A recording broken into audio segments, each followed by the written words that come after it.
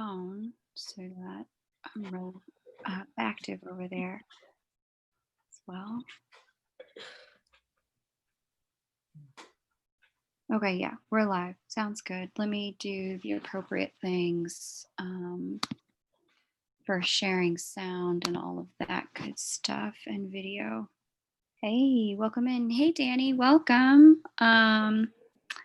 Let me, that's the right view. So you guys should be able to see Deb and Nicole. Danny, let me know, can you hear me? Hey, Allison, welcome. Hey, Brooke, how's it going? Lauren, good. Hey, Marie, welcome. Okay, I've got video now on Deb and Nicole. Thank you, Danny. And Deb and Nicole, can you say something? Yeah. Hello. Hi, everybody. Hey. Perfect. This is fantastic. The room's already starting to get full. Oh, awesome. Sandra and Alan are joining as well. Awesome. Oh, hello. Gotta love that twinning support. Such a treat. Yeah. Awesome. All right. Well, without further ado, we're just going to dive right in. It's such a pleasure to be here with all of you. My name is Kay Moon, and if you're new to this channel, I am both a twin flame channel and Western astrologer. And I am joined today by my lovely guests, Dove and Nicole, who are the creators and energy behind Twin Flame Revolution. And the two of them, I've been running this Twins in Union series and doing interviews with Twins in Union, in part because at the very end of last year, when I asked what's the guidance coming in 2020 for twin souls and twin flames, what do people most need to know?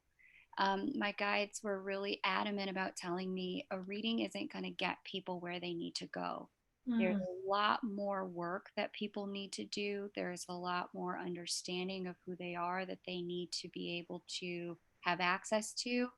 And we already know you don't want to do that work. Bring people in who can assist with this. So they really kind of set me up to be a bridge to give you access to people who can help facilitate your journey toward union with self and union with your divine counterpart. And I just feel so blessed and lucky that so many people, when I reached out, were like, yeah, sure, we'll do it. And Dove and Nicole are some of those who said yes. So, you know, Dove and Nicole have really been through it all. And if you are a subscriber to their channel and you're familiar with their journey, you know this. You know, anger, addiction, loss of identity, abuse, sexual assault, you know, even vicarious trauma, like witnessing, you know, a woman being set on fire in the street. You know, their experiences have stretched them at, you know, a super young age so that they could have a really deep sense of empathy and understanding for all the people that they support and the entirety of the human journey. At, you know, as quickly as possible, as humanly possible. You know, when you get stretched like that, and many of you as twin souls know this, when you get stretched like that, it's like doing lifetimes of work in a matter of months or years. And so they really get what it's like to have been in poverty, wondering where that next meal's going to come from, struggling to figure out how the lights are going to get turned back on. They have been there. They also know what it's like to have gone through that deep grief that kind of takes the wind out of you and knocks you to the floor, trying to figure out, okay, am I going to get up from this, or is this where I die? Because right now it feels like this is where I die. They've experienced near-death experiences, and you know, they've gone through all of that only to come back stronger, harder, more radiant, more alive, in a way that allows the breath in their lungs to really now start to feed us as the collective. They've traveled the world, they've experienced different cultures, different religions, different ways of life, that they just otherwise wouldn't have imagined. They just didn't know it was possible without having gone through all the things that they've gone through. And so they've got this deep understanding now of what it truly means to both be human and consciously create life from a divine place intentionally. And they're here to help, they're here to serve, and they're here to serve all of us, understand how these things can coexist within us and how we can step forward, and really bringing in our creation templates, our divinity templates, restoring that for us as well. So welcome everyone, and thank you, Dove and Nicole, for joining us. I super appreciate you being here. Oh, you're so welcome. Thank you for having us. Yeah, thank you so much for creating this space and being the bridge and having us come together and do this. It's really an honor to be here. And hi, everybody. Awesome. Thank you. So, as these interviews go, we're going to hear a bit more, some deep dives into their journey. They'll take us a little bit peek behind the curtain. And then we're going to give the floor to you guys who are here with us live. We are going to go for it and let you guys ask questions, and they'll be here to support you and coach you best as possible. So bring your questions, tee them up, because they're going to be here to answer them for you. But tell us from the beginning. When I was a wee little lad. Exactly. Just a gleam in your mother's eye. It's a funny story. My mom she had 2 boys, and she wanted she wanted a girl, and she wanted someone she could put in dresses and stuff. So I always messed with her. I was like, I came out, she's like, it's a girl. And I was like, it's kind of a boy. I'm still a girl, a little bit of a boy. And I from when I was really little, didn't want to put a dress on. So yeah, it does go all the way back to the beginning, I yes, guess. definitely. Thank you so much. Every opportunity to connect with you guys, right? If you're familiar with us or if it's for the first time, is always really unique. And Nicole and I also both work as channels, and messages come through, and we're very connected, and we do non-denominational sort of spiritual work and consciousness work. And last night in the middle of the night, I was just woken up completely unconscious to the fact that we had the interview today, because I was in the middle of my sleep and I wasn't aware. And I got this reminder, this message about a point of connection that Nicole and I had before we actually came into physical meeting of one another, that I had never shared, and that I had never even really been so conscious of. And it was like a bolt of lightning in the middle of the night. And so I knew I had to share it with you guys. And today I said to Nicole, wow, wait, there was this message, this message, and it came back again. So that's where I'd like to start. So, whether you guys are new or you're not new to us, and it kind of actually goes to what Nicole was saying, even in the jokingness of what she said. The message was about how we prepared for each other without knowing that. And so, before Nicole and I met, I was in a relationship with a partner, a male partner, and it was back and forth, and I was always very connected to this person. And then, almost seemingly out of nowhere, it felt really complete, and I felt, there is a woman, there is a female incarnation, like I have to go find this person. And so for me, it was like, okay, maybe I'm a lesbian, or maybe I'm bisexual, and now I don't connect with labels anymore. But then it was like, okay, well, this must mean that I have to explore that. Of course, that was somewhat part of it, but again, wasn't aware of how I was preparing. I had already had these messages of, there's this person, like, go find this person. Even it didn't need to be in my consciousness, it was already working through me. And I think that also goes to, sometimes people say, like, how will I find my twin, or how will I know if it's my twin? And this was so powerful to have this memory come through in the middle of last night to share with you guys, because it's like another confirmation of how much your soul and the connection will just drive itself if it's what needs to happen, if it's what your soul decided to happen. So now I'm looking. I'm literally out looking. I tell my partner, I was very young, and so I just tell my partner, hey, we're going to open up this connection, because I don't know what we're doing. And I just, I didn't tell them in all the conscious ways that I'm telling you right now. I had to go find this person. And not only that, I was so specific. I was like, I need to find a woman who really incarnates with a lot of masculinity and who has a lot of androgyny and who has very short hair and who I even saw them as being short. So then I'm literally actively looking for somebody and I meet an ex-partner of mine. And so I think, well, this must be the person that I was looking for. Well, I didn't make any story about, I didn't know about twin flames. I didn't have a theory, a story of like, is this my twin? Is it a soulmate? I didn't have anything. I just felt, wow, it's a connection. Mm-hmm. And we had growth and we had healing and we had yucky and it was what it was. But what that person also was a friend and classmate of Nicole's. And that is actually how I found her and how she found me. And we've never talked about this in this way publicly before. So it was meant for this forum and for this space and for this moment. And again, like this bolt of lightning last night, I realized, oh my gosh, like it was all, I was preparing to find you. I had all this information. Not only that, prior to meeting Nicole, all sorts of messages were coming through that I didn't realize were messages. I paint and I was painting all of these red and orange flames and bodies and connections. And I mean, stuff that I had never seen before that didn't mean anything to me. Traditional like flame symbolism, body symbolism, and actually painting energies molding together of two female bodies, red, orange, blue.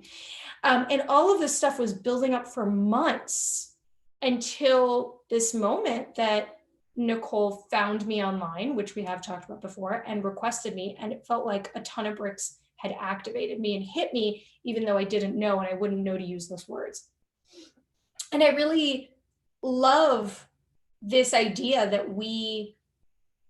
my soul and that her soul, even though we were kind of a hot mess in our lives and we didn't really think we consciously knew where we were going, but there was a depth in our soul and an ancientness in our soul and a choice in our soul that was still driving the car, that was still moving the magnets together.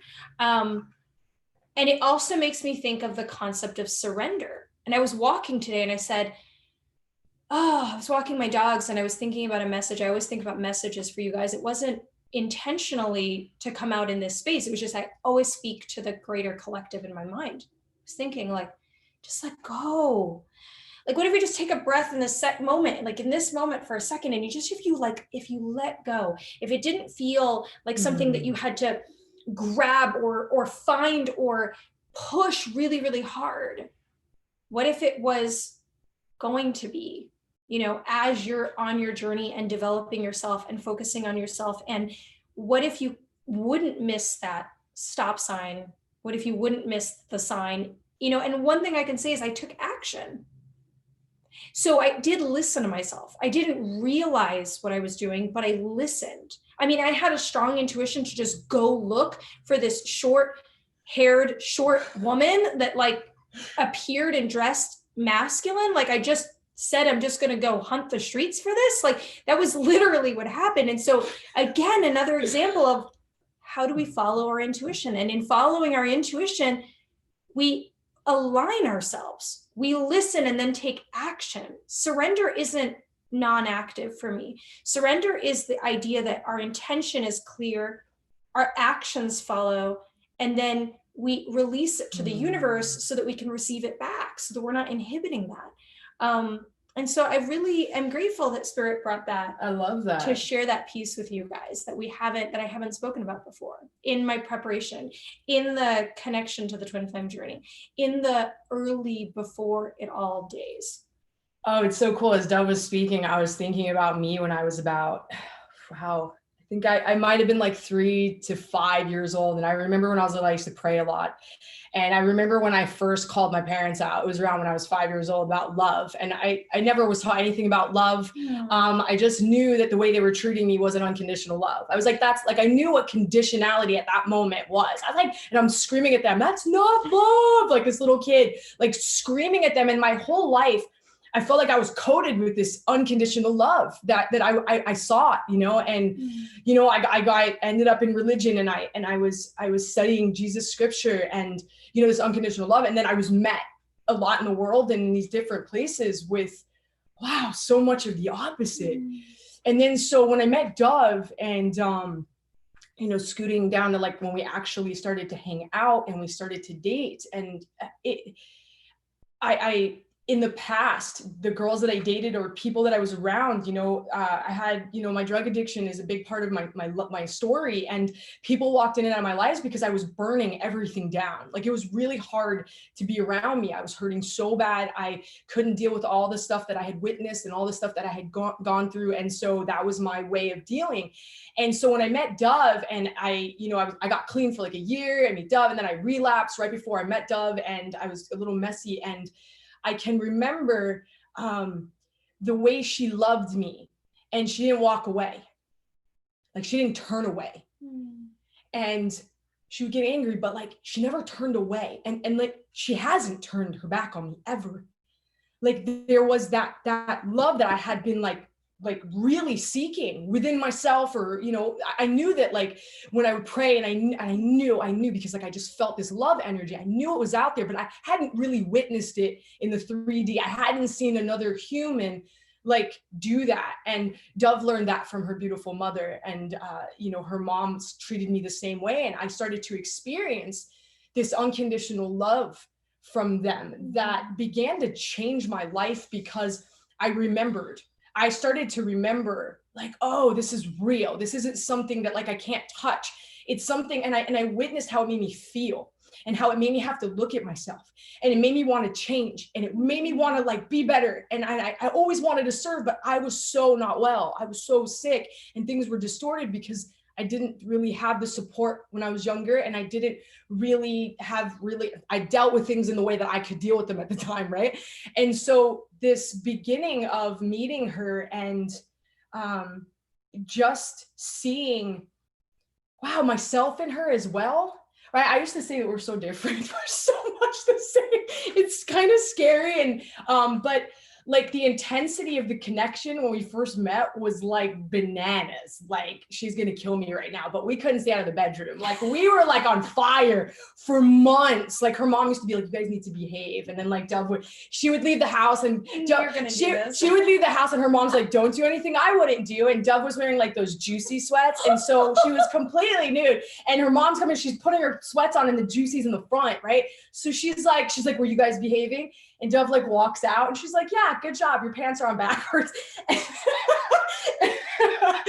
and I'm bringing this up because you don't know, I think I am too. You don't really know how to handle all the feelings. Like, I didn't know how to handle the feelings that we were experiencing. There was so much depth and connection that the human, you know, our human form wants to be able to translate it and experience it. And so it was like that in the beginning. And then like after 3 or 4 months, like, our lights were just beaming on each other. And that's when like hell hit. Our own internal hell was like brought to the light. And that was scary and hard. And yeah, I actually think that it was a good point when Nicole brought up, when we came together, the kind of consistent sensation was so much, right? Like, so much in the body.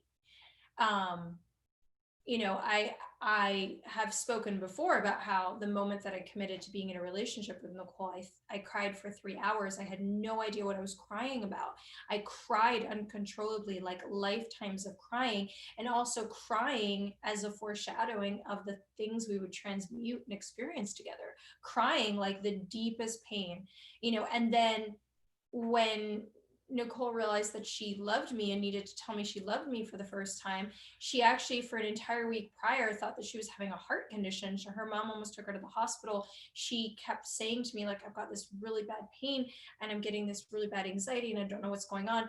And then one day she just exploded on the phone, I love you, and just got all of this stuff out, and all of those sensations went away. And it's like, you think about, as this energy merges together, this frequency, this like frequency comes together and comes close, you start expanding and activating inside of yourself, right? So a lot of people talk about, okay, when you meet your twin flame, you will have an activation. When you meet your twin flame, you might have a Kundalini awakening. When you meet your twin flame, your gifts might spark. Okay, but what does that look like in your body?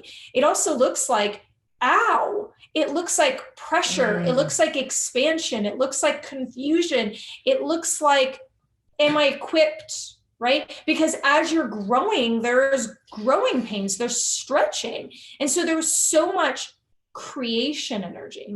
And creation flow for me, it's the same frequency. Destruction and creation, it's the same frequency of just like massive influx of energy. So some moments were like explosive creation, beautiful creation, from intimacy to art to conversation. And other moments were destructive creation energy, from fear and our own shadows coming out and our wounds coming out. And the fact that, as Nicole said, we just became these giant beaming lights. We started dating, we actually had about 2 years that we didn't meet each other in person. We just spoke online. And then when we met each other for the first time in person, we tried to stay friends, and we ended up being in a relationship pretty quickly. And once we decided to be in a relationship, we moved in together within a few days. And then we've lived together pretty continuously, minus one separation we had that lasted under a year, for the last 12 years. And, early in that process, Nicole went to her first treatment, drug and alcohol treatment, while we were together. And I remember, so speaking about like the shadows that come up and the parts of you that come up, I remember being absolutely non-functional. I had this distinct realization that my behavior was like off, like something was weird about how I truly could not get through the day. I was like only with her for a few months. It didn't make any sense to me how, now that she was removed from me for the next 30, 60 days or whatever it was, I was only taking it day by day. I could not figure out what to do. I could not get out of bed. I literally could not get out of bed. My anxiety was through the roof. As this connection mirrors onto us this remembrance of how we were once really deeply connected to source, creation, God, right? Like there's this remembrance, and then it gets pulled away again. Then there's the remembrance of like this tragedy of feeling separate and the illusion of separateness. What it also is doing is it woke up all of my bonding wounds, my traumas, my stories. And so I wasn't just freaking out that Nicole was going to be gone for a couple days, or 2 months. I was ignited to look at stuff that was there before. And every time I work with a client, I remind them, hey, your twin is mirroring. That's what mirroring means. They are showing you back through this puzzle piece dynamic, the stuff that was already in you. You're not flipping out because they XYZ.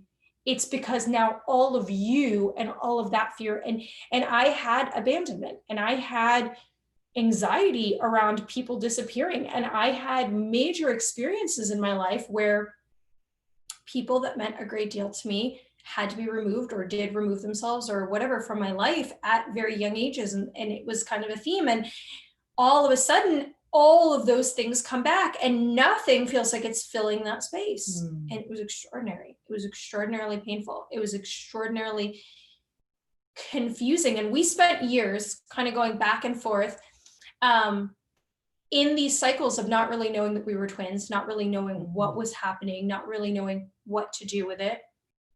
And one thing that I used to note that felt different about the relationship was we would have these crazy ups and downs and trying to negotiate with all of this stuff. And we unrecommended, right? This is part of why we do what we do.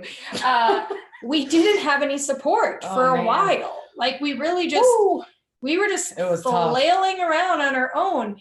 but not totally on our own, because there was like a favor, like a support. And all of you guys have that. It feels really hard to see, right? I used to say to Nicole, like, oh, the universe only loves you.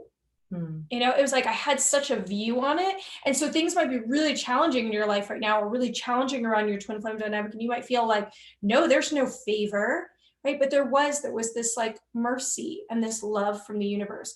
And I remember the only thing I could identify was, I would say that somehow our love, it always felt like, I used to say, and I didn't come from religious background, I came from a spiritual background. So it's interesting for me in my early years to use the word God. And I used to say, it feels like God washed the slate clean. It feels like God washed the slate clean. Because we would go through these things that in another relationship, even non-romantic, we would be like, no, I'm like never talking to you again. I don't want anything to do with this.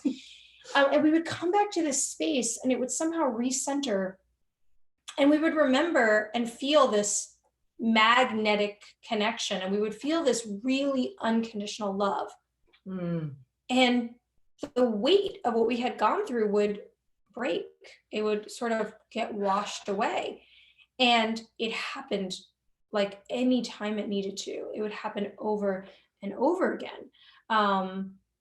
To, I think, get us to the place where we could find support, right? Because we kind of like made it to the 24th hour, and then we sort of fell apart in our ability to actually be together. But then there was support on the other side of that. So like we were really, the universe was like kind of like get them to the finish line, like get them to find out what the heck is going on with them, and then okay, maybe somebody will be there for you guys to listen to.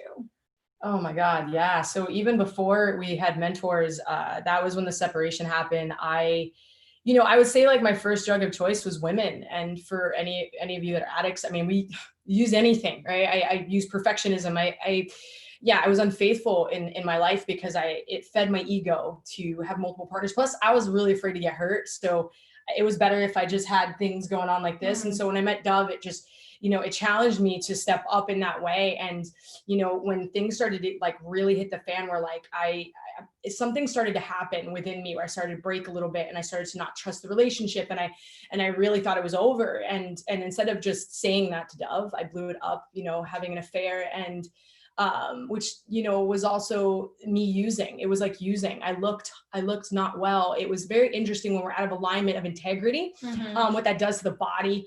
It really messes with that. And so, I did that, but the polarization of her working on herself and me doing work on myself ended up pulling us back together, which always happens. I mean, we'll be on a phone with one of our clients, and the other twin flame will be MIA. And then during the session, like the first session, they'll get the text during the session, like out of nowhere, because they're doing the work. They're in it. All of a sudden there's shifting happening, and it pulls. Right. And so we pulled back together, and we don't really talk about this much actually, but there was a real deep spiritual war for me and Dove. There was an all-out attack on our relationship, and supernatural things were happening in my home. And I remember knowing that using drugs, we really allow other energies to step in, and to really we plug into really low level grid systems where there's energies that are siphoning our energy through our use, or even if you're making choices that are really misaligned for you. Right. And crazy things were happening where I started to see again, because when I was younger, I witnessed those things when I was young.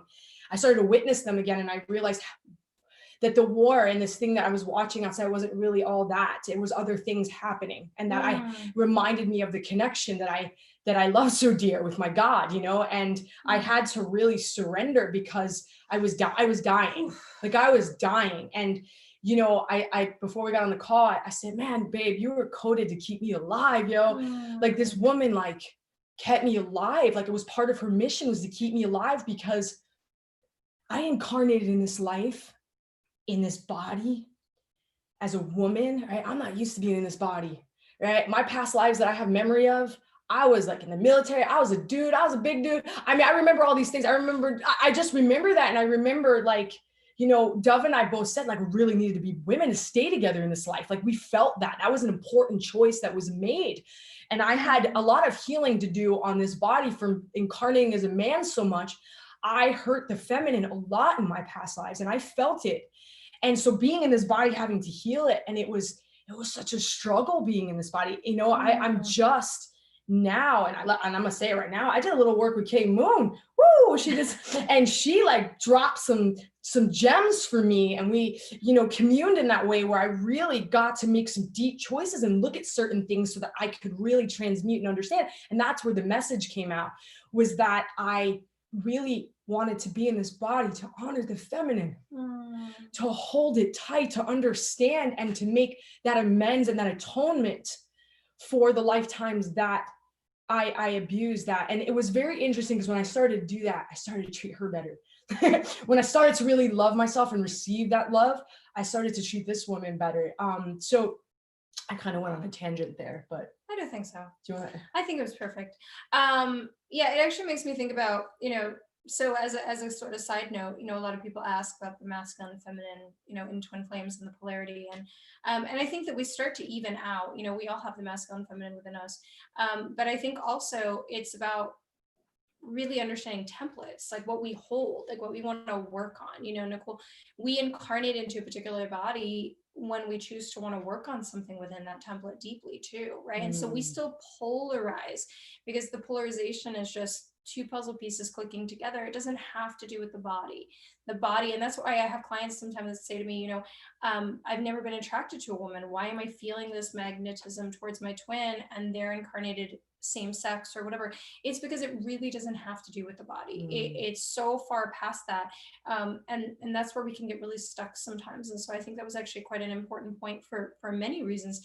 So to come back to our timeline, we were together for several years prior to our separation, you know, and I kind of want to speak to my breakdown too, because it's, you know, it's easy to say, well, you know, Nicole had an affair and that was awful and all of these things. Well, I had also gotten into so many negative cycles, so many cycles that were bad for me, so much self-avoidance, so much focus on her, so much trauma, so much just blurred lines of like not even knowing what was going on anymore and like who I was. And our dynamic after, you know, kind of the affair came out into the open became volatile. Like we were not able to even be in each other's physical proximity. That was not possible anymore. We were explosive. It was just like, and we couldn't communicate. It was just wound on wound, child on child, complete non-functional, no ability on either party's side to be able to take any responsibility for anything, just active open wound. And so it became a journey for both of us to find alignment of some sort, you know. And for me, that's when I really started diving into getting support. I really started diving into getting, you know, support from people that would understand the connection. And it was a very small group. I ended up being pretty much isolated down to my mom and two people that were helping guide me as mentors. One, because the story and the connection, it just wasn't healthy for me to share with people. There was so much lack of understanding happening from the outside world. It made it more confusing for me. And also at the beginning of our separation, as a lot of you guys know, is when we both realized that we were twins, and both of us kind of were like, "Oh, I don't want to do this." But then we kind of quickly accepted it, even though we didn't know what we wanted to do with it. We were just, you know, and I never questioned it again. I was like, well, it is what it is, right? Like, it's just a guide for me to understand more. It didn't mean I had to be with her. It didn't mean I didn't have to be with her. What I knew was my pull to the connection did not feel done. It just did not feel finished at all. And I went to this kind of sensation of like, when I got quiet with myself, of like logic. And the universe is logical. I have a background in logic, but I really, really feel that spirituality and the universe is logical. I mean, we exist within these incredible universal principles and laws and so on. So I just sat there and I said, would it be possible for us to have done A, B, C, D, E, F, and then to end up here? Like, right? Like, we went through all of this stuff, and then there's no logical conclusion point, nothing. Like there was like nothing.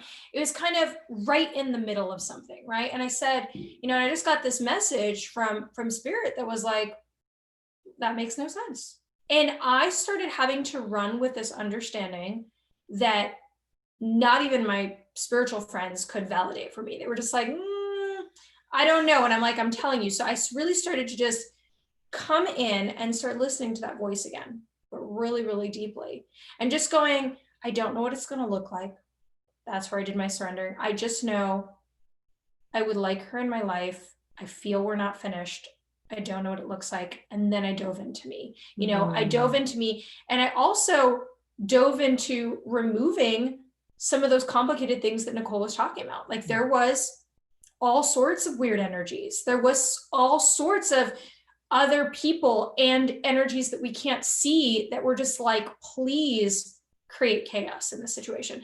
You know, twins are like these shiny lights, right? And so as you're sitting there and you're this shiny light, like moths to the flame, and you know, there can be static, other energetic interference in these connections, and I wasn't aware how to deal with it. So I wanted to equip myself. I wanted to learn how to address that and start removing that so we could just feel each other. We could polarize. And that's what started to happen. We started to be able to magnetically come back together.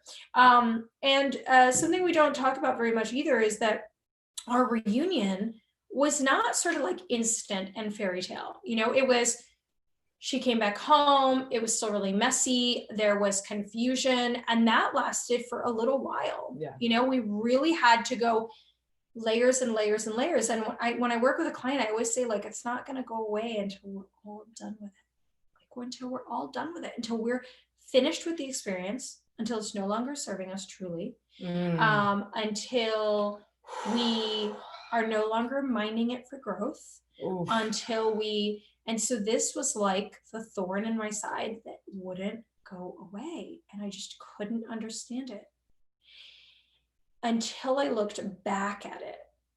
And then I realized that that pain and that thorn and that constant having to revisit these cycles just pushed to a deeper and deeper and deeper healing of certain things within me. But when I was going through it, it felt like, you can't see the forest through the tree, you know, or the forest through the trees. That's exactly it. Yep. I always say that backwards. So, you know, I just want to honor like wherever you guys are and just the huge, huge, huge, huge amount of pain. And then that reunion kind of eventually brought us into the work. Yeah. Then the gifts just like, I mean, the gifts were there, they were always there, but I believe that when we, you know, started the business, we started like actually relating with you guys and communing and watching all the patterns and seeing like the experience and being in it and like then seeing ourselves in that. There was so much, first of all, healing that still takes place within, you know, Dove and I. And also you guys know what I'm about to, like, you're going to understand what I'm saying, but a lot of you are transmuting for the whole collective, which is a really painful thing to have to do. You guys, like, for instance, I will go through a deep purge when the whole planet's about to purge, then Dove will go through it. And then like, I'll start watching other people. And it's like, you guys are doing that. You guys have stepped up in a way to like really be these pillars of light for the planet. So I honor all of you for that. And I also understand how painful that is. And so the work was, my heart exploded because like, it was like, I remembered like, oh my God, this is what I was supposed to be doing. And I remembered and I could feel and see in every breath of like being in front of the camera and being in front of groups. And I just, I'm like, there you are, Nick, there you are. And that's the thing that happened. I think the most important thing that happened was all the cleaning up and all the work that Dove and I have done in ourselves and with each other is really to get this deep connection to yourself and God and connection to all things so that you could just be yourself on this planet and express yourself and feel really good about it. And then connect with people and let them friggin' express themselves because your light actually gives them way to actually want to be honest and be integral. And then all of a sudden it's like, we go back to the unity of what we already were and that we forgot, right? We get back to this place of connection to where we can change anything. We can change the whole experience that we're having on this planet by that connection and by that faith and trust and by your integrity of being in your alignment of just being who you are. And that's so important. That was like when I started to be able to say, this is who I am. This is what, as soon as their freedom, the more freedom. And then, you know, that I wanted freedom bad. I was like, oh, I just want, and then the things that I wasn't willing to let go of, I got a little spanked. And it was interesting, you know, she has been my greatest teacher. And like, this girl's done some heavy work on me, right? When I was finally letting go of certain things in my existence, like the things that you guys must have gone through with, you know, me, like when I started to speak light language again, you know, from all the work that we were doing, all of a sudden this voice comes out, this friggin' connection to my higher self, and this language that is me. It's me, you know. It's just been, yeah, this woman has just like, before we got on the call, I was like, why you gotta look so good tonight, girl? I'm gonna focus on what we're doing. She's a beautiful, she is a beautiful human. I'm gonna blow her spot up just a little bit. She doesn't, I mean, she sleeps, but like her heart is so big and she cares so much that she goes past what I would see anybody else go, and to almost the extent sometimes where we got pulled up back, you know, and because like she cares so much and she loves so much, and like I really honor that in her and always looked up to that, how powerful that was. You know, I never saw it as a weakness, you know, even if people like took advantage of her or whatever, I always saw it as like this strength, because if you look at the world today, that love and compassion is the only thing that's going to change the situation that we're in. There's nothing else. There's no other frequency other than love that's going to change this. We tried, we've been looping in hatred and all of these things. And so to be able to access that with her, and to be able to, like K Moon said it so well, the empathy. Like we cry for this planet, like we are on our knees, like bawling for the things that we're witnessing and the way people treat each other and the way that people treat themselves, how hard we are on ourselves. It's painful, but like that's why we're here, to be that light, to be that hope, to bring that good in the midst of the storm. I receive you. Thank you. You're welcome. I had to learn to receive, because we want to love, right? We want to love. We love so hard. We forget that we have to receive in order to do that, right? That union also requires that receivership, that the ability for you to grow and expand and to love deeper requires that, and to do it, you know, unapologetically, and to know that it is something you're worthy of. You know, we started our work, it was, you know, really on the basis of wanting to share, you know, the tools and the skills that we had gained and our roadmap to what we had been through for twins, because we knew how hard it was. And quickly we realized, you know, that, and so our work is not only related to twins, though we've worked with tens of thousands of them, of you guys at this point. We realized that when you're truly doing the internal work to reach the sort of core of what causes all of the symptoms that we're constantly trying to treat, you can do it with anything. And when you do deep core work, you really can stop having patterns and symptoms come up over and over again. And really what happens is you remember your power, right? It's like a process of remembrance. You guys know all of it. We just facilitate a remembrance to how to create the life that you want to create, whatever that is, you know. And it's never just about the twin. It is about your family. It is about you. It is about your past lives. It is about, I mean, it's always about you, you know, and it's like the union is perfect. And then we bring our baggage. And when we work on ourselves, like we can actually just allow the perfection of that union. We can come with skills and we can come with understanding to allow it to be what we want it to be. And Spirit wanted me to share a message to you guys. And I want to be so firm about this. So firm. If you identify with the twin flame concept and you're feeling that, and you're having any story about how you're, you know, stuck or not good enough or whatever, because you're not in union or you're in pain or you didn't meet your twin or any of these things, like, I just want you to know, like, you are a lighthouse. You light things up. Like, it is a template that you identify with inside of yourself. And that template is about unconditional love. And that template is a journey in and of itself. And, even if your twin came into your life for 5 minutes and kind of paddled you into a journey of healing and working and remembrance and self-care and awakening into who you are, that's mission in and of itself. Like, that is a mission in and of itself, to remember your own soul, to find your own soul, to awaken your own remembrance.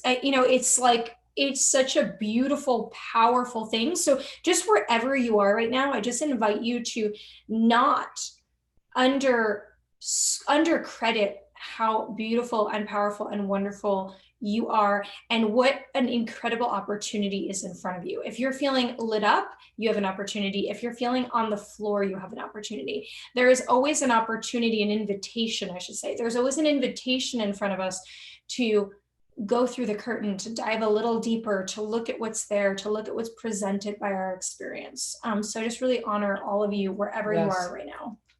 This is actually, I'm going to jump in, a really great time to give people a little, how, if they're like resonating, they're feeling this, they want to know, okay, I need to spend more time with Deb and Nicole. I've already dropped the link to the channel, but what's the best next step that people can take at this time if they're like, okay, I need to go deeper with these two?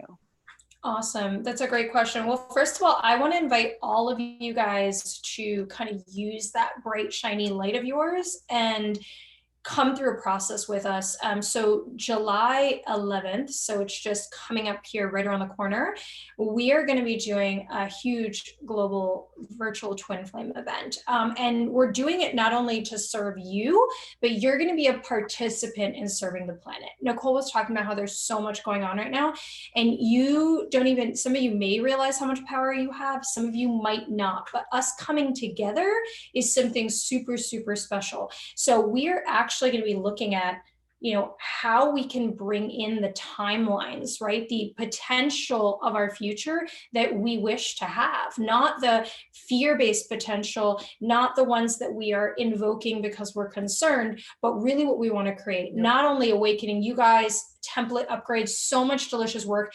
And this is something that you guys can get like a pretty heavy duty interactive taste with us. And it's a donation-based event. You can jump in for $1 if that's what feels good for you. You can find that, K Moon posted the link. You can also go to twinflamerevolution.com. You're gonna see a big banner on the top. It's also twinflamerevolution.com/event 2020. I really would love it if you guys are not registered. I also, I feel like there's a real importance to us coming together, just like we're coming together right now, but also coming together to do intentional work together as a large group. And of course, we offer all sorts of different services, from soul level work to one-to-one to group twin flame work, so to an incredible community, which I also strongly recommend you guys look into to do constant ongoing work. But I would say if you're brand new to us, just start with the event. Come, you'll get a huge dose of energy. You'll get to do a lot of beautiful work with an incredible group of people, and you can do it anonymously, obviously. And then from there, you'll see where you're guided to come next. So thank you for that question. Thank you. I hope you guys can all and share it if it feels relevant for you, if you know other twins. One day I hope, if it's not on the 11th, that we have all 144,000 and more and more and more, right? Like whatever beautiful numbers. I just think there is so much to, Nicole used the word unity, so much to us moving energy and reality together. And so kind of we need to be in action right now. Yep. It's not a time for the world with everything going on to just be in passivity all the time. Although prayer and meditation, all those things are necessary, doing the energy work, doing the communication work, whatever feels right. But this is going to be an opportunity to move some major energies. Sure. I love it. Thank you so much. Link's been dropped, and I'll also be posting it underneath the video. If you're listening to the recording, you can find it in the description box below.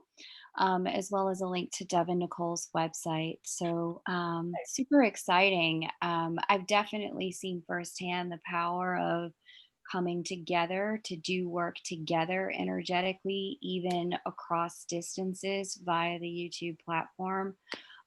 So I just can't overemphasize enough how uplifting it is when, especially in this particular moment and crossroads of transition, how uplifting it is to anchor in the light codes at a cellular level with other twins. And how that really does have the capacity to shift things for you, shift things in your connection, and then more than that, shift things for the planet. Yes. Yeah. And speaking of which, I think this is probably a great time to just kind of dive into listener Q&A if you guys are up for Yeah. that, because there have been Perfect. a lot of questions flowing through. And it's not that we don't want to hear your story, because personally I could pick your brains all day about your story, but I think No, people we're good. Yeah. Perfect. support. And so I first and foremost just want to say, an echo from the comments, a huge piece of gratitude and thank you for your vulnerability and transparency in your sharing. It's not easy to be on a stage when you're also moving such heavy boulders at the same time. And I just have such immense gratitude and respect for what it takes to be transforming under a microscope. It is hard. It is hard. That was a good way to put it, actually. Yeah. Doesn't K-Moon the most amazing way with words? Yeah, that was good. You're a word magician. You are. So beautiful. You. I received that. But yeah, it's not the easiest thing to do. And it takes an extra added special layer of self-worth and self-understanding and just willingness to and wisdom to understand that this is actually serving somebody for me to be here and doing this in this way. So shout out to you for that. Let me scroll all the way back to the beginning for the questions, because they started flying in. Sounds good. Cool. Let's see. Oh my gosh, I don't even know if I can get that far back at this point. But also the farthest back I've got, and if your question happens to be before this one, please redrop it. Does your daughter Karaka match? Does your daughter Karaka match and your Vedic astrology planets match up?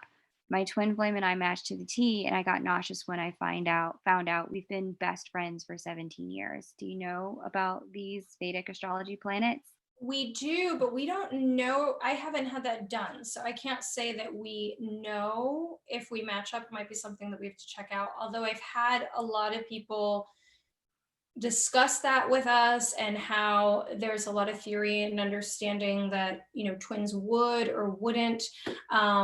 And I don't know that I have a hard opinion on that. In the sense that what I have seen with twins, though, is they have so many different types of personal choice incarnations that I am of the mind that I feel like anything is sort of possible. And I don't undercredit like when things match up right away. I do Akashic work, and sometimes I see like all of the same features coming up for twin flames, and like all the past lives are identical. I mean, again, that doesn't mean that another reading is not, that I'm undercutting that connection, but sometimes it is really, and that sounds amazing and interesting, so but cool. I don't personally know for us. Yeah, I was going to say the same thing, that I think that anything under the sun would be created to account for the blueprint and the desire to whatever your mission is for this particular life.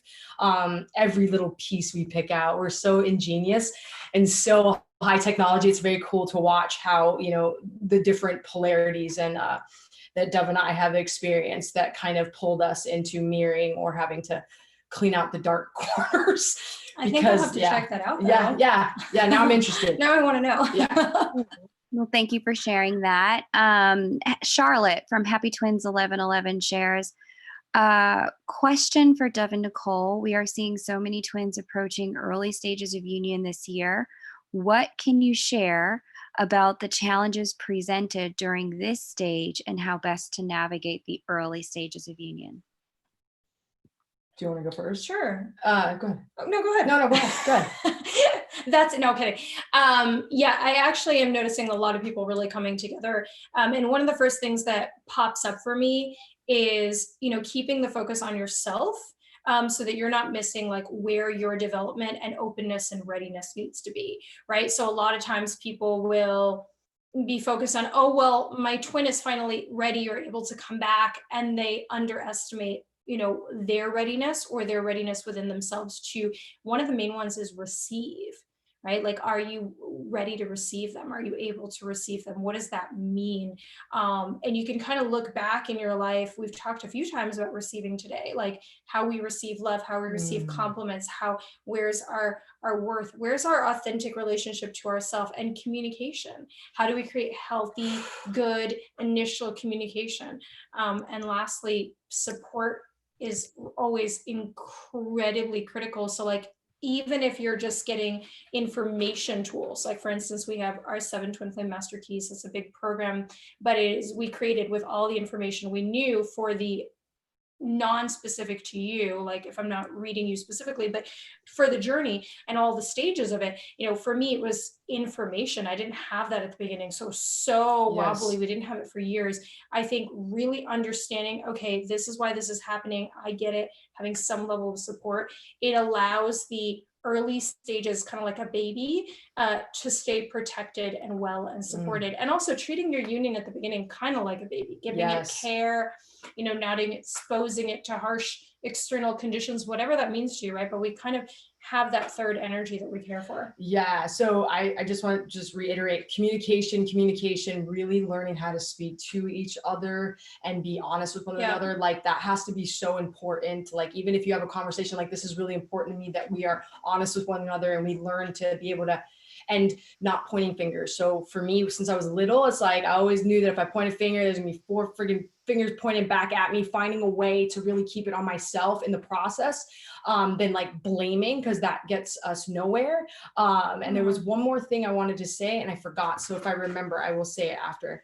Yeah, I forgot. It was really important though, so I'm sure it's gonna come back to me. It'll come back. Yeah. It's such an twins feel everything. So the transparency factor that Nicole was saying is really important, because otherwise it feels like something is untrue that's happening, even when maybe not. Maybe it's just you're not saying everything you feel. I remember. Yeah, go so it is very important that you have that like phone a friend before you react, because there is something about the intensity of a twin flame relationship where we will come out of our neck and say things, or especially when it's like like your self-worth, or you're feeling like not good enough, your partner, then you react.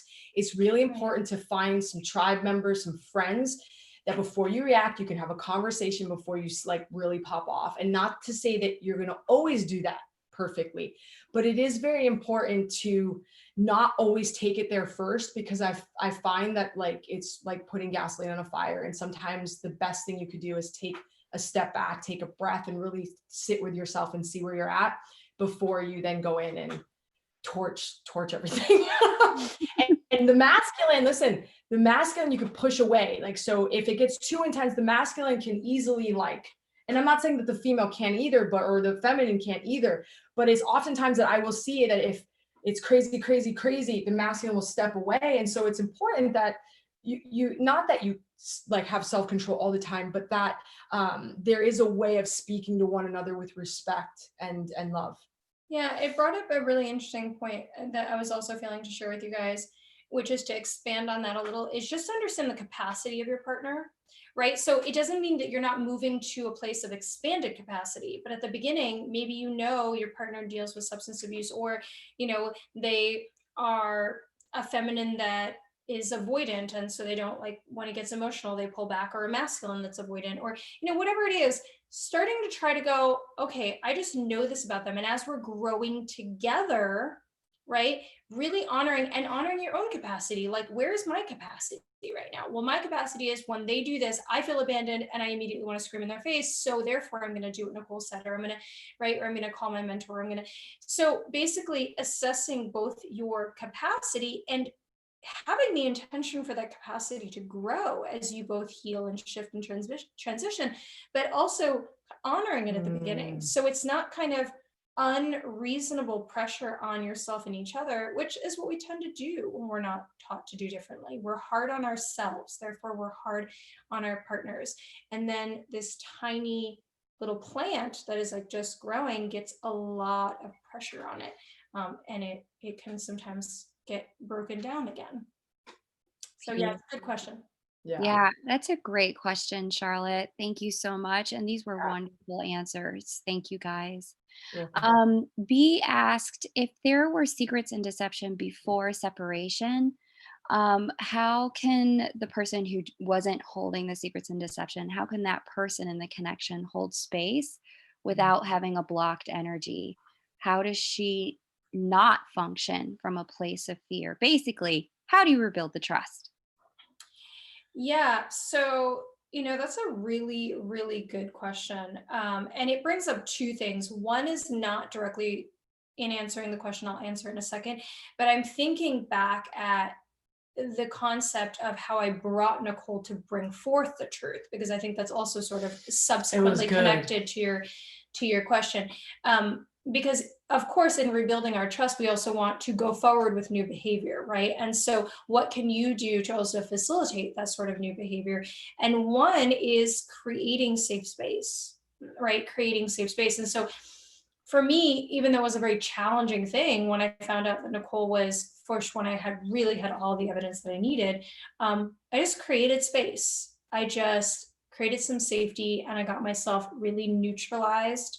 And I wanted to create an environment that anyone would be able to say anything in. Yep. And I know this sounds really, really hard, but we have to assess, like, what do we want?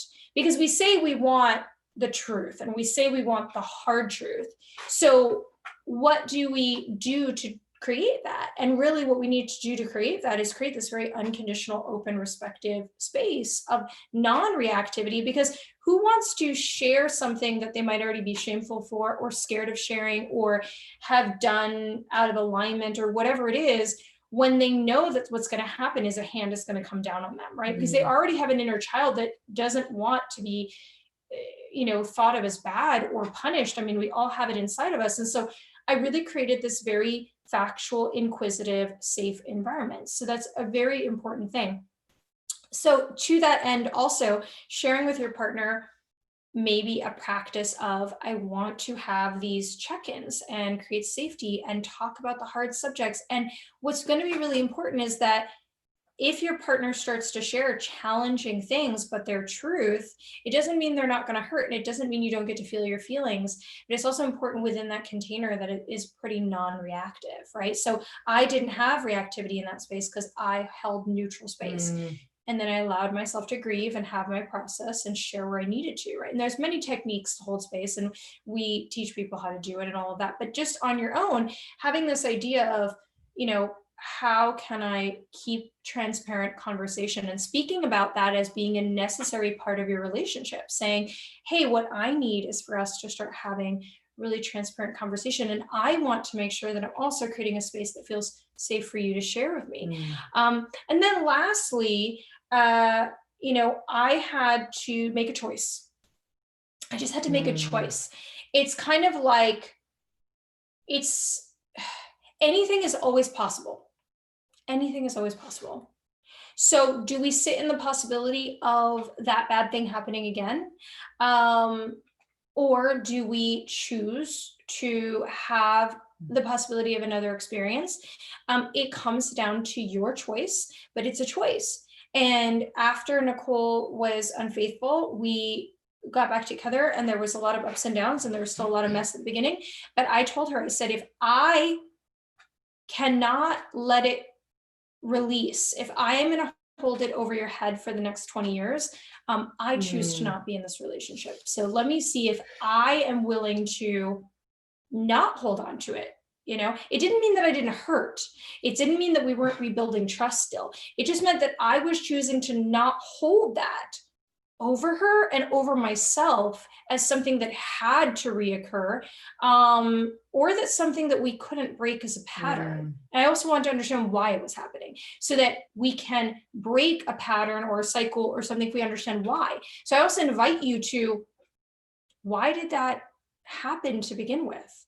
Because whatever it was, whatever the deception or the, it was symptomatic. It was symptomatic of something else. So until we understand why things occur, like Nicole was saying, it was from an addictive place and it was from this and it was, right? We even have to, addiction is still a symptom. So trace that back. It was from a what? And it was from that trauma and that, right? So until we sifted backwards to what we each contributed to that dynamic, then of course the symptoms could represent themselves, and they are just that, they're just symptoms. Yeah. And, you know, in our relating, there was that breakdown where I was dishonest, right? So, and then whatever, you know, parts that Dove had at the time of just our relationship, we both had things that we were doing in the relationship that weren't very nice to one another, and they weren't nice to ourselves for that matter. And so coming back to relating again on a different level, we had to both do work around, I had to get really honest. You know, when I came home, I wasn't sure if I wanted to be home, and I was confused, and I had to really, and it was killing me to have to keep telling her I'm not sure. And I mean, I wanted to throw up every time I'd say it and see her face, and it was practice. And I didn't realize that I was just practicing so that I could get strong enough to start having, like, really, now we just have really heavy conversations so that nothing, and that hasn't come up again, you know, the cheating, but like other conversations, like it doesn't get to the point of an explosion now where I can sit with her and really have a deep conversation about like, that was not cool, or like, this is what I'm feeling, and like I need space, or whatever it looks like. So it takes two to tango. It takes two to blow it up, and it takes two to make it better. So yeah, it's I really think we all need to ask ourselves, like, do we really want the truth? Because a lot of times we say we do, but then we don't hold it. We explode about it, or if it hits our wounds, we can't really hold it. And I think we can all sort of practice holding the truth, and seeing if you can hold it for a period of time without making it personal. See if you can actually allow it to be with the other person, like let it be theirs, let it be about them, because it is, you know, long enough to hear it in a sort of objective way that doesn't immediately translate to something about you, which is when we hear from wound versus hearing from our sort of whole self. That's so helpful. Thank you. Beautiful explanation. Because it's not an uncommon experience. Certainly, you know, the triggers are always unique to each person, but you know, it's really validating to hear that there is a path and a process back to co-creating together. Yeah. And all of it is possible. We went from no ability to communicate with lots of dishonesty to really truly being able to communicate about anything, and do so really without, for the most part, without owning each other's experience, even with all of the intricacies of our energetic connection. And I think that, you know, that's just to say, we're not special, you guys can do it. It just takes a lot of dedication. You know, it's like you get what you put into it, but it's not just what your relationship will get, because it's not just about the relationship. It really deepens this connection to yourself and your own edges as a being in a world with other people, and your own, you know, dynamic of not having to take on everybody's stuff all of the time, and to really experience yourself also as responsible, in the best possible way for how you engage with the world. So I think it's a really cool journey. I don't look at it as being too hard. I want to say one more thing. So when she got me to tell her the truth about it, I just have to tell you how smooth this was. And she got coached in this, and she had like a notepad and a piece of paper. And instead of attacking me, she just was like, I have some facts I want to bring to your attention. Like, you have 50,000 texts to so-and-so and this and this. And she just went through like, I noticed. Do you have something you want to tell me? And like, it was so interesting because I've never had anyone do that to me. Normally you just get attacked by someone. And like, I couldn't help but just tell her the truth. I mean, I was busted, like completely busted. And there was a freedom because she was giving me the space to actually just come clean. And it did. I mean, my wife threw up right after. Like she literally just went in the bathroom and threw up. So I just want you guys to know that like she didn't stand there the whole time like it was easy. It was really difficult, but it was just so interesting that, you know, she was able to like get it out of me because like it was killing me to be, you know, I was like dying inside from being dishonest. I'm not a dishonest person. And so it was really difficult. And it was a very beautiful moment actually to watch it and experience it, even though I was like shitting my pants. I was like, oh my God, no. I was like, okay. Maybe that'll That's be helpful. so helpful. That is so helpful because, like I said, it's not an uncommon experience. Yeah. And from a template perspective, you know, the dishonesty with self piece that causes us to want to triangulate in a connection in the first place is something that, you know, we learn very early on with siblings. We learn it, you know, from past lives. Like, this is the way marriage unofficially worked. Sure. Like, you know, you're unhappy in a marriage. Yeah. Or, you know, there's something in the marriage that's just not working for you, but you can't get out of the marriage. You can't talk to your person about it. So what do? You just find someone else to like let off at like a steam valve, Yeah. let off some of the steam with. And this was the unofficial way marriages worked. And now we're in a new era, a new chapter of humanity. Where we're being asked to rewrite the rules on relationships and relating so that we can coexist with more love between us. And that really brings us to two questions. I actually think they might be related. One came in from Haley Alpert. She talked about how did you come into divine neutrality? And the second came in from Twin Flame Divine Fire. Get them to define what unconditional love actually is. Yeah. I see those two as related, but if you see them as separate, tackle them the way it makes sense. Which one do you want to? You can go ahead if you want to start. Oh, let's talk about unconditional love. So first of all, just from a frequency standpoint, so it's when I think of my connection to source or the first thought that was ever love, that created all things. So when I think of creation energy, being able to create your reality, all of the universal principles are flowing through this unconditional love frequency. And so it is light. It is all the information. It is your connection to high intelligence. It's connection to when I first started working, I would get answers that I didn't study. And I was like, okay, so it's this love that can transmute anything that you are going through to bring you back to the deepest connection within yourself, understanding who you are. And then just looking at it from a standpoint of just, you know, in life, I'm human. I get angry. I get like, I've gotten like, I had anger issues just to get like violent, not towards anyone, just violent. And I see how that reaction to things coming out of my neck through hatred, jealousy, and all these ways that made me feel worse.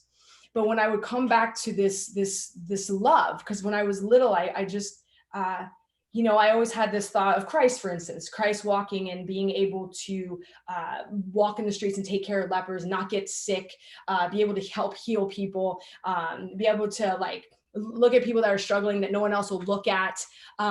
Being that, when I think of like that active piece of being human and being able to express that love, being able to love people where they are, no matter where they are. You know, and it's not an easy thing to do, especially, I mean, you look at the world now, it's like, it's work, but when I tap into that, when I'm able to tap into that energy, something happens in me. And every time it happens, every time I surrender to that love, that frequency, right? It's a very high frequency.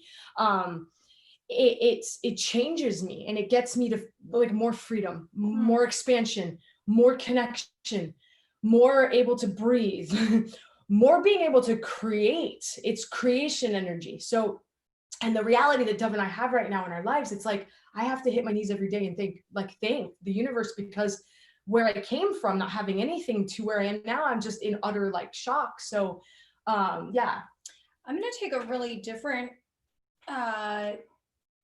perspective to answering the unconditional love and divine neutrality question, which is, I think a lot of people ask about unconditional love because they want to understand it in relation to another person. So I agree with everything Nicole said, but that brings it to like the spiritual energy of it. And then I think a lot of people get confused in its application.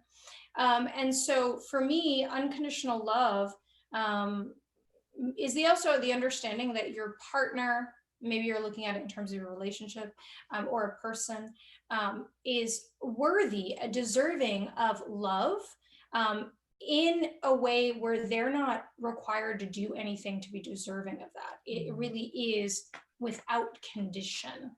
Where this gets really tricky is that twins struggle, well, we're in separation, or they're being this way, so they're a jerk or a piece of crap or whatever. Like, I hear really, really intense stuff. That was like my silly version of what people say, or I never want to talk to them again, right? And so how can we come to a place where they're not less deserving of love, even if those things are behaviorally suspect or whatever? And unconditional love does not mean that you have to accept behavior. It does not mean that you have to condone a behavior. So let me give you a kind of silly example for how I differentiate the two. So if I invite you to my house, every time you come to my house, you take my favorite china out of the cabinet and you break it.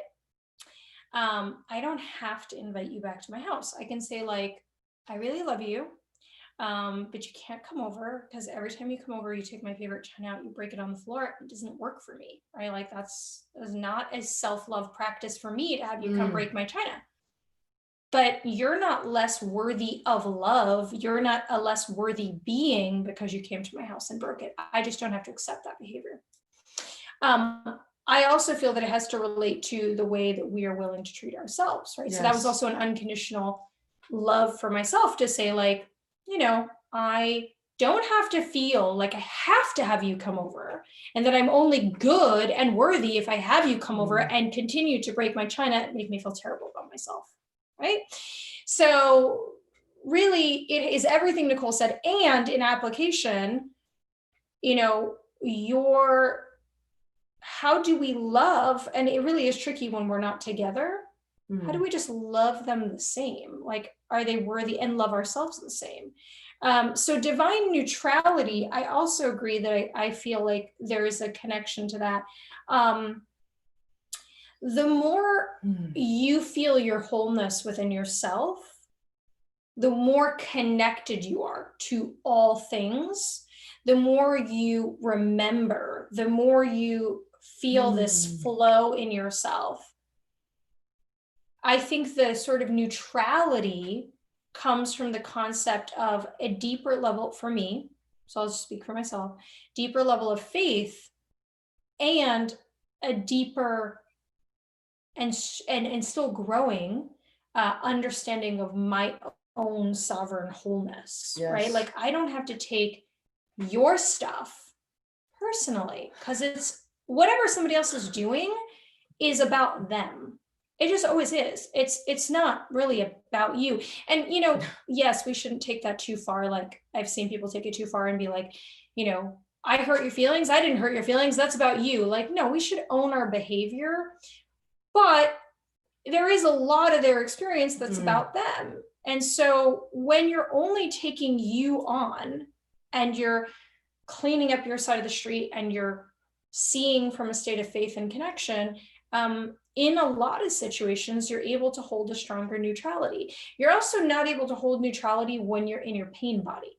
So if you're in physical pain or emotional pain, or you're in a trigger or a wound or a trauma, you're definitely not going to access a space of neutrality of any kind. And you likely might not be able to access any higher perspective energies. And then you probably also then won't be able to really access any unconditional love, because you're in a very condensed, small, conditional kind of space when you're feeling those intensities. So sometimes you just want to pause, sometimes you just want to pause. Yeah, I just want to say one more thing about the unconditional love and just thinking about how like we're so like in this body, like I'm in a physical body. When we're like in other dimensions, we're so connected in as one, all of us. Mm-hmm. And so just understanding that as you treat yourself, you should treat others the same way. And as you treat others, you should treat yourself. So if you're treating yourself like crap, I promise you, you're treating others like crap. And likewise, and for the neutrality piece, you know, when I was really in my wounding and I was like not like healed up and feeling whole, oh my God, there was no neutrality. It was always about me. Like, I remember like when we started this whole thing, I was thinking about like in the beginning, it was just Nicole. There was Nicole and it was all about Nicole. And it went on for a really long time until I started to see how messed up that was. And I was like, wow, it's not just about me. And then when I started to care enough about myself and really was like confident in myself, and I started to feeling whole, and there was pieces I had to work through to get to that place, I could kind of watch Dove do her thing and not make it about me, and watch her dance, make her like she could be screaming and kicking, and I could still hold space without getting involved and not making it about myself. And if it was about me, then we'd have a conversation about it. But yeah. Yeah, owning it after. And this is unrelated, but I have to say it just because it's so passionate for me, you know, and Nicole kind of alluded to it. There's nothing in this world that we're going to change, you know, if we don't know that part of what that is in the world is a reflection of us, and we don't change it inside of ourselves. Mm-hmm. Like everything has to change inside of ourselves. Everything in the world is a reflection of us. Everything. There is some part of us connected to everything that is outside of us, even if you think it's impossible that you're connected to that in some way. And until we're willing to look at it, tend to it, care for it, transmute it, we can't expect that to change outside. And there's so many times that we see these double standards of like, you know, don't treat that animal poorly, but I'll treat that person poorly. You know, and it's like they're energetic cycles, you know, and we have the opportunity. This is why I also think the work of any kind of self-development work and like a vigorous and, you know, courageous inventory of ourselves is so powerful, because it is the for sure way of being able to change whatever you feel frustrated, scared, hurt, defeated by in the world. Yep. And so that is just a deepest point of my passion and platform that I wanted to share with you guys. Really appreciate that. So I'm noticing already a few things are true that I'd like to share with you guys. The first thing is that we kind of topped out at around 200 people for the live stream. And we're still hanging it tough at 200 people 90 minutes in. And for my platform, that's a lot. I know that may not be a lot for you guys, but for me, that's a lot. That's a lot. That's a lot, girl. So I want to say, the second thing I'm noticing is that we have more questions than we probably have time to get through. So I'm going to start cherry picking questions. If I don't pick your question, it is not personal. I'm just trying to go with as much that is widely applicable based on, you know, the volumes of people that I speak to week in readings and whatnot. I'm trying to pick questions that are the most widely applicable to the most people. And then the second thing I'd like to, or the third thing I just want to say is that because of this, I'm like, please just go live and do Q&As for people. Like as a way of just sourcing content, like just show up and answer questions, because apparently this is what people want from you.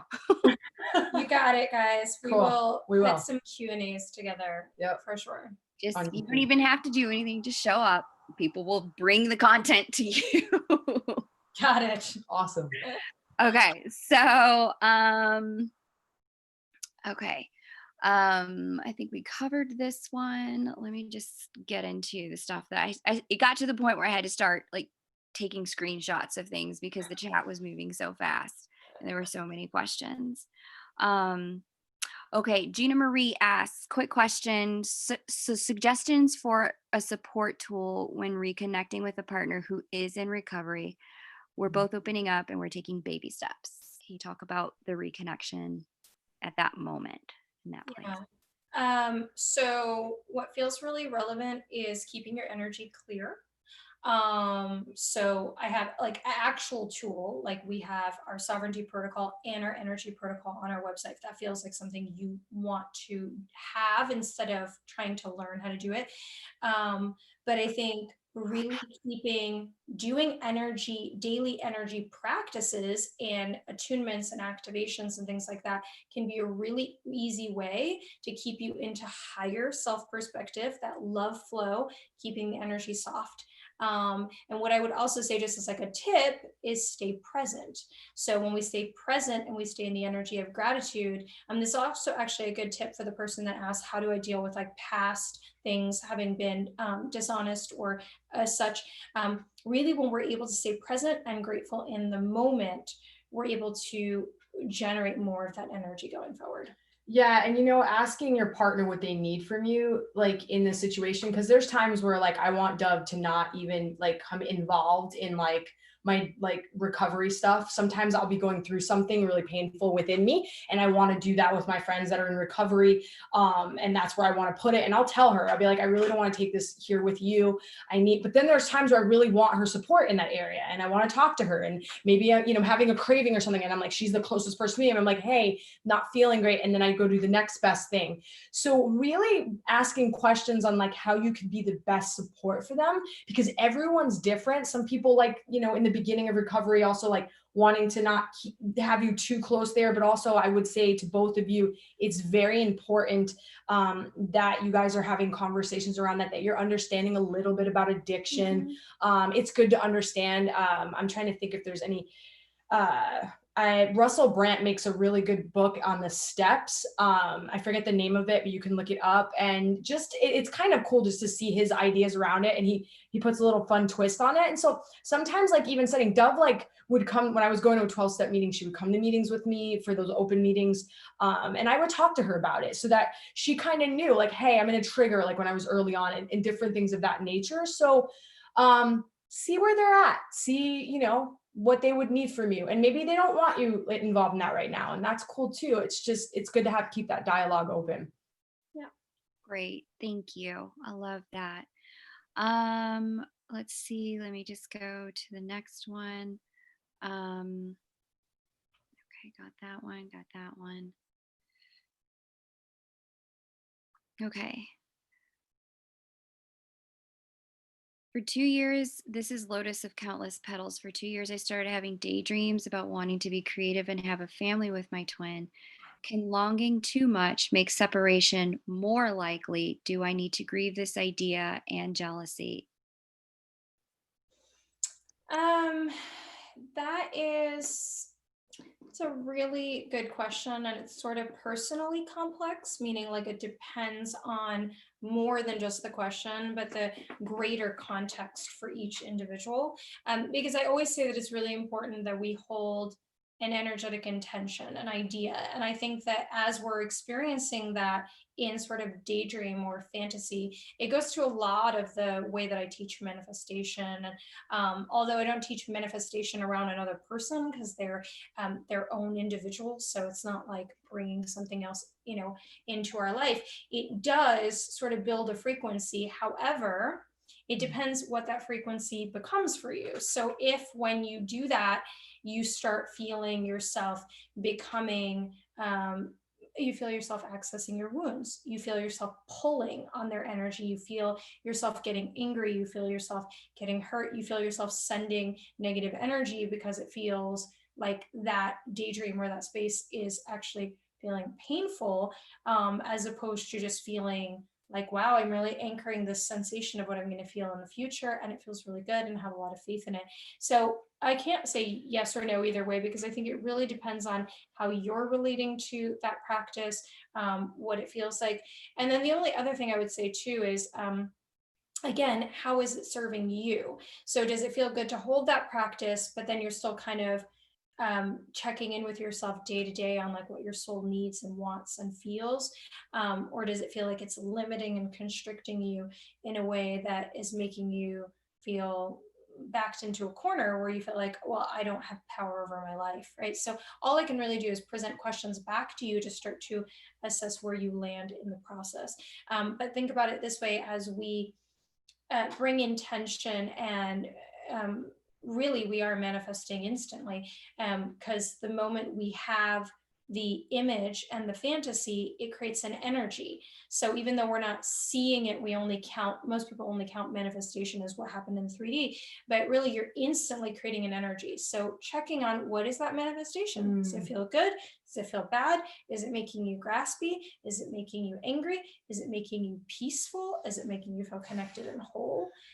So that's my question. And as Dove was speaking, I'm like, that just sounds like beautiful, beautiful work. All of it. All of it. Every part of that. So like, I would say that I don't believe that it would like pull you guys apart. If you're meant to be together, it's going to happen. I think though that like everything that Dove was saying, I think all that's magic, because you get to look at yourself. You also get to have those moments of connection, right? Because you're actually really connecting on a higher level, on a higher dimensional level with your partner, not just fantasizing. You're actually having a deep connection in that way. Yeah. So, and I think that even if the stuff comes up, well, the stuff is there and you get to look at it.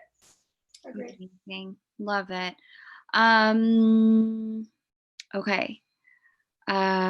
So this kind of goes hands in hand with a theme that we kind of see sometimes. New Timeline Divination asks, can you talk about when one twin really knows about the connection and is aware of everything, but the other one either doesn't know or it has been told but is in denial and completely pushing away from the connection? What do you do in that circumstance as the person who is aware of the connection and understands what's going on? So that's definitely a common situation. This is a good question, because I'm sure more than one of you guys is curious about this. And I mean, there isn't like one standard answer. But when people say to me, so I'll take it in kind of sections. Sometimes people will say, I know what's going on, my twin doesn't, do I tell them? That kind of goes to, what's your intention, right? With twin energy, it always feels really important to ask your intentions. Is the intention to, right? Because twins feel each other so much telepathically and energetically. Your intention is the truth. Your intention is what matters. So you might say something beautiful, but your intention is sideways. It's going to create a sideways result. So is your intention to share with them because you really just know that it is in divine order to let them have that information? And if they have kind of a meltdown about it, so be it. That's where the surrender part comes in. Like, I did it from my heart. I did it from my intuition. It was what needed to be. And maybe there's a little breakdown that happens, but I surrender. There was moments where I would share things with Nicole and she would have breakdown, and then I would let her process it. She would come back, right? When we were early in the process. Yep. Sometimes we want them to know because we want to create a sense of more security for ourselves, that they're actually kind of stuck to us, or like this means a forever, or whatever it is.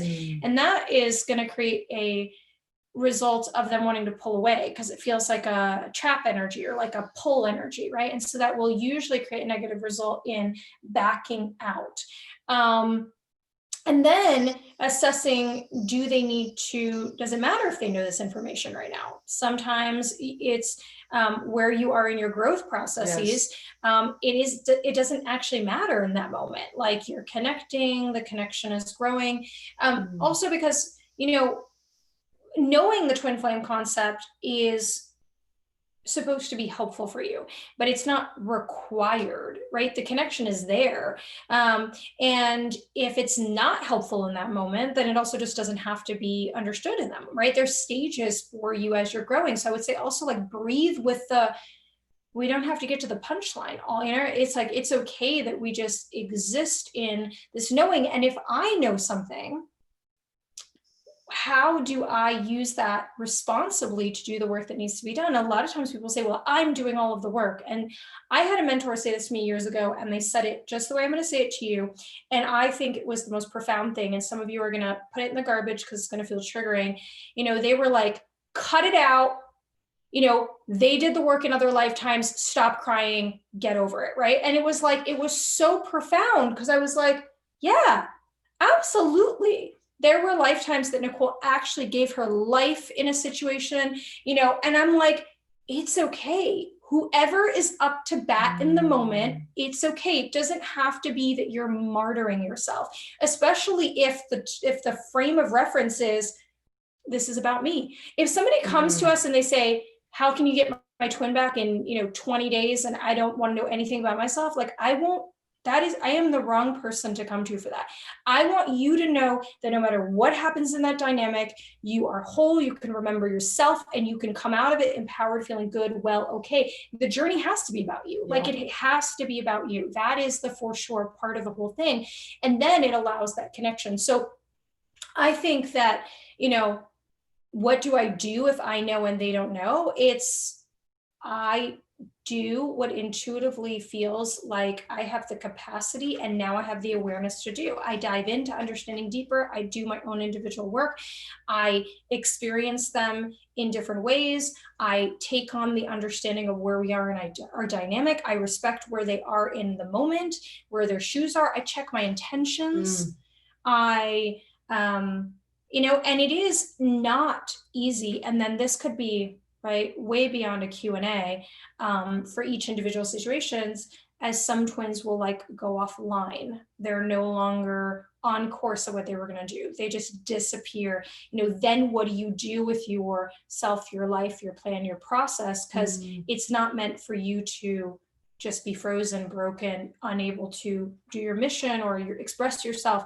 So it gets quite complicated. It gets quite specific to you. I keep hearing trust their process. And it's important because, everyone's process is different. Information that needed to be given to me is going to be different than was given to Dove. Like, Dove had information like, we are supposed to be together. I didn't have that information at that moment. I thought she was nuts. I was really angry with her. But then I came back around because I felt it, because I was experiencing it. And so I say that no matter what, even if you don't get what you want in the moment, trust their process. And allow them to have their own process. When Dove does that in my life, so just want to show you from the other end, when my wife tells me like, baby, I trust you, and doesn't try to, and I feel like the man. I get to make the choice. Like, she's not getting involved. I'm like, woo! And then all of a sudden, I step up. And so, yeah. I like that. That's a good point. Wow, so beautiful. So if you haven't already subscribed to Dove and Nicole's channel, Twin Flame Revolution, I highly recommend it. Especially because I have planted the seed of them doing more live Q&As. Hopefully that sprouts and germinates sometime soon. But I'm just kind of, feeling into the energy and recognizing that this is a great time for us to break as a group today and move ourselves into reconvening on the 7-Eleven live event that Dove and Nicole will be hosting for all of us. If you need that link again, I'm about to drop it right now so that you can sign up. It is a donation-based event. And it's, most of the time, I will just say, there's so many twin souls out here who are doing this work of really transforming underneath the microscope for your benefit. And they're doing it for free, like they're putting their self out there. And when you recognize when you really recognize that the sensitivity of transformation because you're in it, adding that extra layer of eyes that you can feel judging you in real time can make it tremendously more difficult, because now you're not just doing the most incredible balls out kind of gymnastics floor routine. You're trying to do that shit underwater. Yeah. And it is so intense to need to transform on a stage like that. So that they're inviting you into a more intimate space, that they're asking you to, be accountable for the energy exchange experience within it, is just you putting, stepping into honoring the laws of the realm. And there are some real laws of the 3D realm that we live in. And if we want unions to anchor in the 3D, we cannot try to bend the laws. We actually need to learn how to master them. And this energy exchange is really the invitation to step into your mastery with the laws of the realm. And so, they talk about a lot of this stuff over on their channel. Some of you have asked, how do I get, everything that's happening in the 5D to anchor in the 3D? This is a step in that direction. And so I highly invite you into this more intimate circle with them that's beyond just commenting in the YouTube comments, but actually taking a step in the collective 3D to anchor 5D together. So I thank you all so much for being here with us tonight. This was such a gift. Dove and Nicole, you were a treat to be with. Thank you so much for all of your work. Thank you so much for having us. Thank you guys for watching. And I also want to invite you guys to definitely also check out our Facebook, because we have different content there. It's not just overlapping. We're also on Instagram if that's what you guys like. But we do a lot of live stuff on Facebook. And so I don't want you to miss anything. So if you can check us out on the different platforms, it'll give you the most access to, we try to put as much stuff out as we can. And if any of my followers are watching this right now and you don't know K Moon, yo, please subscribe. Yeah, I just thank you so much for just, I don't even know how to explain. I just want to say one more time, I did a session with her, and everything that came out was like epically life-changing, to the point of like, I have to listen to it like once a month to remind myself of some of the heavy shit I took on for this year, like really heavy stuff, and really helped me anchor into that process of like, okay, I can do this. Because the work that I did like 2020 starting out was so deep. It was deeper than anything I'd ever done. And she forewarned me that. And so I was prepared. I was mentally mindset prepared, and then like went into it. And so I just want to thank you and honor you. Absolutely. Thank you. Truly a pleasure. It was an honor to be able to read the stars for you. Yes. All right, everyone.